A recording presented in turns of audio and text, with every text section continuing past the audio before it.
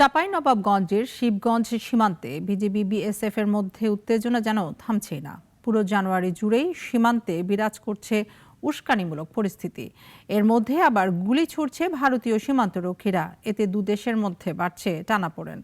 বিশেষজ্ঞরা বলছেন কূটনৈতিক পদক্ষেপই এর একমাত্র সমাধান। ডেস্ক রিপোর্টে দেখুন বিস্তারিত। কাঁটাতারের বেড়া নির্মাণ ও ফসল কাটাকে ঘিরে গত এক মাস ধরেই ভয়াবহ পরিস্থিতি চাঁপাইনবাবগঞ্জের কিরণগঞ্জ চৌকাশ সীমান্তের। বিজিবি বিএসএফ ও স্থানীয়দের মাঝে এরকম উত্তেজনায় ঘটেছে হতাহতের ঘটনাও।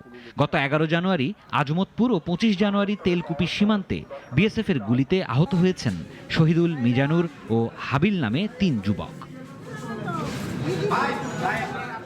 এতে টানাপোড়েন বাড়ছে দুদেশের সম্পর্কে। স্থানীয়রা বলছেন ভারতের এমন আগ্রাসী মনোভাবে চিন্তায় পড়েছেন তারা। হামলার আশঙ্কায় মাঠে যেতে ভয় পাচ্ছেন তারা। বর্ডারের পাশে জমিতে পানি দিতে গেছে, দিচ্ছিল ওই মতো বর্ডারে এসে বেসের গুলি করেছে। তারা আমাদের অনেকগুলো বাংলাদেশের ভিতরে এসে অনেকগুলো আম গাছ, বড়ই গাছ এবং অনেকগুলো ফসলগুলো কেটে নিয়ে গেছে। তাদের কাটার প্রতিবাদে আমরা এখানে এসে তাদের প্রতিরোধ গড়ে তুলেছি এবং তখন থেকে নিয়ে এখন পর্যন্ত আমাদের সেই উত্তেজনা পরিস্থিতি চলতেছে। বিএসএফ আমাদের সাথে যে সমস্ত কথাগুলো বলছে তারা কোনো কথাই রাখছে না। তারা বারবার আমাদের সীমান্ত লঙ্ঘন করছে এবং বারবার আমাদেরকে ডিস্টার্ব করছে।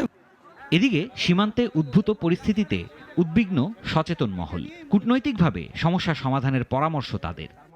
একটা প্রতিবেশী রাষ্ট্র বড় রাষ্ট্রের যখন একটা কথার যে মূল্য থাকে, সে মূল্যটা আমরা প্রতিনিয়ত বিঘ্ন হতে দেখছি এবং এই পরিণতি কখনো কারোর জন্য শুভকর হতে পারে না।